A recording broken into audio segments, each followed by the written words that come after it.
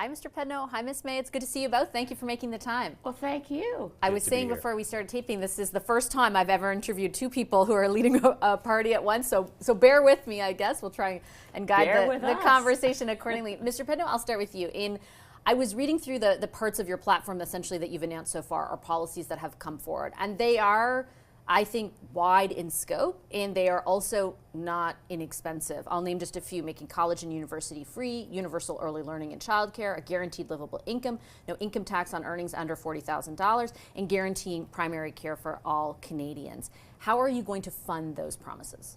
The first thing to know is that Canadians pay twice as much in income tax as corporations do in this country right now. And that's been a trend that's been increasing since the 90s with the neoliberal approaches taken by Jean Chrétien, Paul Martin, followed by Stephen Harper. And Stephen Harper cut the corporate tax rate from 21% to 15%, and that was kept at that level under Trudeau's government. Of course, the justification was that it would attract more investments to this country and that workers would have a better wages, but better life. And clearly, we're not seeing the consequences of those decisions. Workers, the wages have stabilized. They are stagnating. The corporate profits have increased. It's high time, we believe, that corporations pay their fair share as to maintaining the services and the good rule of law that we have in this country. And right now it is threatened by the growing inequality that successive liberal and conservative governments have created. So we plan to tax corporations more. There are several ways to increase the revenues of government in this country. The last time we faced significant crises the way we do right now was during the Second World War, and one of the key responses from the federal government was to increase revenues, was to establish a corporate income tax on corporate revenues that was at some point next to 50%. Now we're at 15%. So it's high time that we actually reinvest in Canadians at a time when we face so much challenges both domestically but also coming from abroad. So I'm glad you put those numbers forward, because yes, the net federal income tax or corporate income tax rate is 15%. You mentioned the number 50. Are you considering, would a Green Party raise it that high, or how high would you raise it? And again, 21, and again, and I understand the argument that you're making, but against the backdrop of an environment in the United States where the Trump administration has proposed significantly cutting corporate income tax and actually using all these tariffs to fund that, is that making us less competitive? With absolutely not. Why not? Because which companies would want to move their business to the U.S., a country where the president takes decision at the whim of his, however he wakes up in the morning, he's had coffee, oh, tariffs, no coffee, oh, no tariff. I mean, this is not how... If it means paying less taxes, might they? No, I don't think so. And I think we have a lot of Canadians here at home who want to invest in this country. We have a lot of loyal, good, small and medium enterprises that are looking for opportunities to grow. Right now, the environment has been one where small and medium businesses have faced significant red tape, all too little for the big actors that continue to receive tens of billions of dollars of our tax money in subsidies by these guys out there who think that somehow it creates good jobs for Canadians. And we know that that is not the case. We just had Amazon close a shop in Quebec because workers were getting unionized. That's not the Canadian way. We want to have a strong economy with small and medium enterprises that are located here, and we want to invest in all the tremendous skills that we have in this country and the resources. We've got everything, none of the chaos south of the border. I think that's a pretty good offer for business. Ms. May, I wanted to ask more specifically if that's the only means of raising revenue that the Green Party would utilize, that hike in the corporate income tax rate, or if there are other taxes that will increase for Canadians writ large. Absolutely. We're working on a daily basis, actually, Vassy. The Canadian viewers may not know that the Parliamentary Budget Office has a mandate to work with all political parties to look at the planks of their platform. So we're waiting for the go-ahead from PBO when they can publish the reports they've done for us. But things like a financial transaction tax, for example, very small amount, yet yields benefits that go into the revenues for the Government of Canada. Cutting subsidies to big oil. The things that we do to generate more on the revenue side, we would never cut social programs, as you've indicated. We want to expand them. But we do want to strive towards, not in a short order because we've got quite a deficit hole, but we'll be working towards balanced budgets, and we'll be laying out, when the platform comes out in total, the various ways in which we can absolutely afford to make sure that no one earning $40,000 or less pays any income tax. We can absolutely fill that gap in revenue to ensure the Government of Canada is there for Canadians, and that we can do more by working together as Team Canada to confront the irrational threats from the White House. Just to follow up, though, you will articulate a path to balance, like that year will be in there somewhere. Yes. And again, you mentioned financial transactions. Will personal income taxes increase in any way? Will the GST increase? Like, I'm thinking of Canadians who are right now finding life expensive. I understand your point about corporations. Will they find themselves more taxed under a Green Party government? No.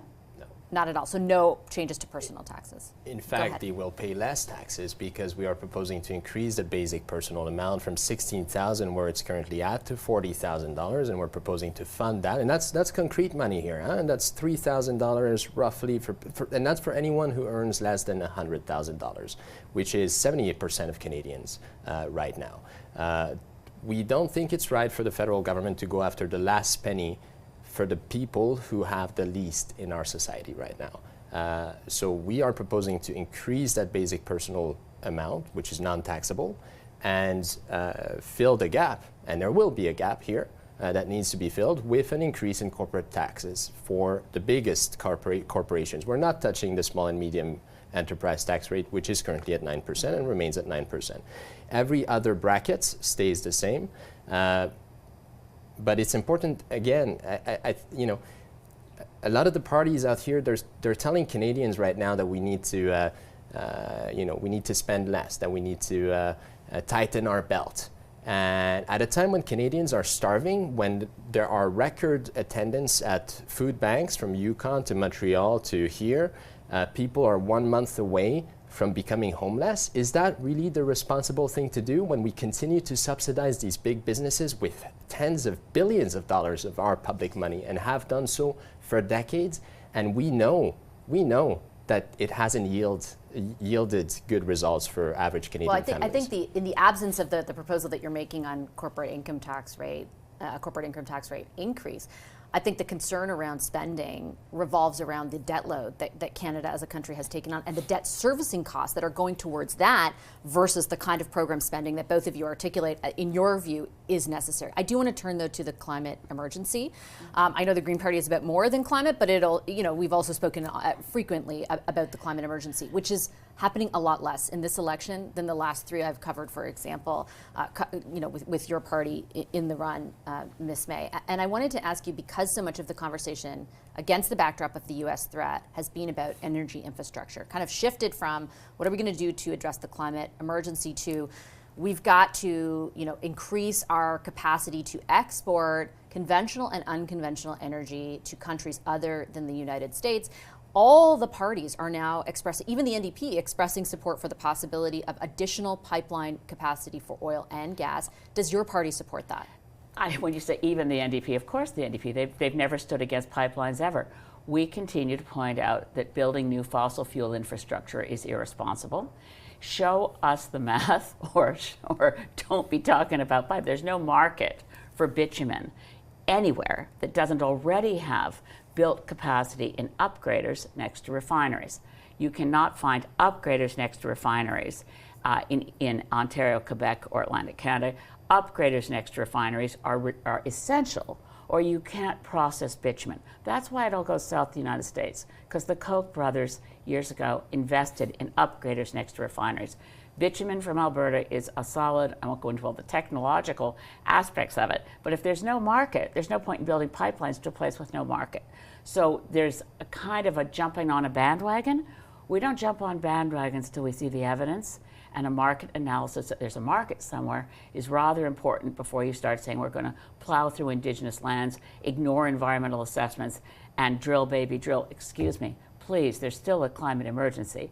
But we don't even have to mention that. If there's no economic case, no public money should go to it. So two things I would respectfully challenge Mr. Pedneault on the economic case. First of all, TMX cost a fortune to build. I understand all the consternation, scrutiny over that. It is now adding on an annual basis 0.5% to our GDP. LNG Canada, which is about to come online, has sold contracts up the wazoo. Clearly there was a business case for that instance of it. How would you respond to people who are saying that is necessary, more of that is necessary to counter the vulnerability we face, sending so much to the United States? The first thing is that the so-called Canadian oil and gas industry, and it is a so-called, is owned 70% of it by foreign investors. So the profits from our oil and gas, and that applies to most of our resources at home, they don't stay in Canada. Of course, there are good paying jobs. Pay taxes. Yeah, good paying jobs here in Canada for the workers that do work in those industries that are all too often the victims of the boom and bust strategies used by these corporations who give very little attention to the needs of the workers, and we can talk more about that. But the profits, they don't stay here. They go abroad. 70% again is owned by foreign corporations, investment funds. We subsidize that industry with billions of dollars of our own money, and then they leave and leave a mess behind, which costs us money. So I do not see the business case for that. Look, if we had taken the decision that Quebec took in the 60s of nationalizing hydroelectricity, or that Norway took of actually owning the resource and reinvesting it back into the community, building the country and allowing those profits to benefit the transition away from fossil fuels, then maybe I'd be open to considering that. But that is not the business decision that's been taken in this country. We continue to have an economy that is extractive, that rips and ships abroad to be added additional value in other countries and then sold back to us. What kind of a country is that? There is some value to what it sends. It's at least 7 to 10% of our GDP. Those are exports. Those are jobs that depend on it. The highest the GDP ever was out of the oil sands was contributing 3%, roughly the same as tourism. Oil and gas. Well, if you add, but we were looking at the sector. Alberta oil sands, which was the whole point of the Trans Mountain Pipeline expansion. I mean, Pierre Poilievre, after $34 billion in public money being spent by the Trudeau government on building the Trans Mountain Pipeline, and claiming it was going to diversify markets. You can look, Pierre Poilievre in the House over and over again said all you did was ship more dilbit to the United States. That's where it went. The difference was it went in tankers out of Burnaby instead of out of pipelines. So diversifying markets requires knowing that you've got a market that wants the product. And we are in a climate emergency. And Canada's, the infrastructure project that we really need for energy is to improve our electricity grid, better integrate east, west, and north-south so that we can pump in renewable electricity into a grid that functions like a battery for all Canadians.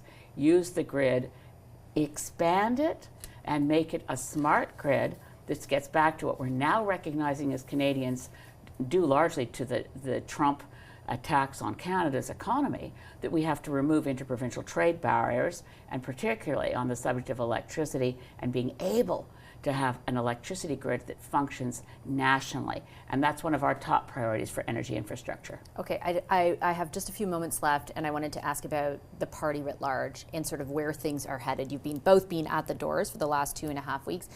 Ms. May, do you believe there will be a majority government on April 28th? Well, look, if you ask anybody a year ago, they said, yep, Pierre Poilievre's headed to a majority government. I think predictions are not a game I want to play.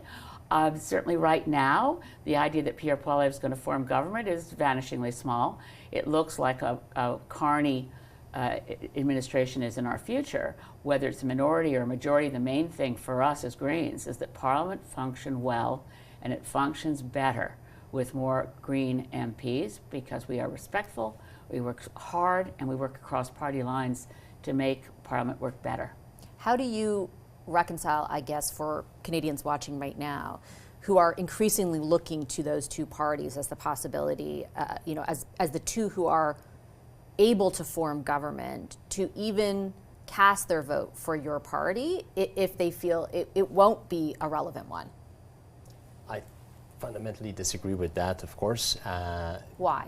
Because the so-called majority governments we sent to our House, to the House of Commons, for the past several decades, with the exception of Mulroney's first government, have been elected by a minority of Canadians. And so it is false to pretend as though whoever is going to be sent out there has some sort of mandate from heaven to govern the way they want for the next that's the way our system 4 to works 5 right years. now. The last government had the chance and promised to change it and didn't. And we all have Justin Trudeau to thank for that. But fundamentally, it is a very important problem for our democracy right now, because Canadians lose trust in our institutions at a time when we need a lot more trust in them as we navigate the difficult waters ahead. We believe that it is critical we have a diversity of voices in Ottawa. We want more Canada in Ottawa and maybe less Ottawa in the rest of Canada. And we would love to have more democracy in this place, rather than what's happening in the States, where all the power is being concentrated in the hands of one person. The risk of that in Canada is not insignificant. The Prime Minister, with the concentration of power he has, is way more powerful, and I don't think enough Canadians are aware of that, is more powerful internally than the President of the United States. The powers that our Parliament has to limit any potential abuses, or the arrogance that we've seen from the Liberals when they have a majority, it comes from sending a minority government and making sure that we have the checks and balances in that House of Commons, because undoubtedly we know that whoever it is that's being sent there to form government will eventually disappoint. And all the more so if it's look, I don't want Pierre Poilievre, and we are fighting hard to make sure that that man never sits in the Prime Minister's office. That man, I'm sorry to say, doesn't have the character needed to be the Prime Minister of this country, period. I think he's a threat to democracy. But why do you think that? Because he's someone who's attacking minorities, he's someone who's attacking institutions, he's someone who has made his career attacking the things that make us different from the United States. And I don't think that's the kind of person we want to see leading our country for the next 4 years, especially at a time when we face the global challenges that require finesse and nuance. That nuance will not be coming from a man who spent, first and foremost, 20 years of his life in Parliament. I've spent 15 years of mine in conflict areas, navigating checkpoints, navigating urgent humanitarian crises. This man has no real life experience. But is a lack of nuance the same thing as being a threat to democracy? Like, that's a serious charge. I think so. When you start to throw slogans in the way he does to attack the institutions, once again, not allowing journalists on board of it. I mean, that's just a small example of the types of disregard for the things, the free society that we live in. I think that's dangerous, and his comments, and I need to remind people of that, he said that he would use the notwithstanding clause to push through his whatever reforms he wants to bring forth if they are contested by the courts. That is not the man I want to see as Prime Minister of this country. We have a charter, it needs to be respected, and the first government that is in charge of respecting that has to be the federal government. So I think Canadians will want to have a strong voice of conscience in the House of Commons, and they know that they can count on Elizabeth May, Mike Morris, and the Greens to play that role in the House of Commons, and I hope to join them, of course, as Paul Manley in Nanaimo and many others throughout the country who can form a voice of conscience and keep these people honest. Okay, and respectfully, very quickly, no three-word slogans that rhyme anymore, please. Let's have actual conversations and respectful debate. And I guess I would just point out, like, he's polling at 38 to 40%. Your party's polling at 2. Oh, come on, be fair. 3 or 4. 2 to 4, in the range of 2 to 4. But I mean that seriously. I mean, I understand your criticisms, but what he has said is resonating to a certain degree. What he is putting forward is reflecting a sense of dissatisfaction and anger that people really feel. I don't want to dismiss that. No. I don't dismiss how Canadians feel, and the anxiety is real. And at the doorstep, what I'm hearing from people is deep fear. Fear of Trump, but also fear of Poilievre and fear of the climate crisis. And what we really need is grown-ups in the room, people who are able to say, hang on together, as Canadians we're strong. And I was at a wonderful Elbows Up rally the other day in Victoria where we could say in a unified way, we love our country, we're going to stand up and fight for Canada. That's a moment that requires thinking outside the box and saying, what can we do now if we pull together? What would it look like if we got rid of interprovincial trade barriers, if we protected resources and put them in strategic reserves for Canadians, rather than, as Jonathan says, this rip and ship economy where workers in other countries refine our products and process our lumber? let's do more in Canada. Our Canadian pension plan dollars are required by law to go to where they get the best return on investment with no requirement that it benefit our economy or our workers. That's our own money in our pension plan. Let's put Canada first in the way we spend our own dollars in investments. Okay, I have to leave it on that note. Thank you very much for making the time for the conversation. I appreciate it, Ms. May and Mr. Pedneault. Thank you. Thank you. Thanks.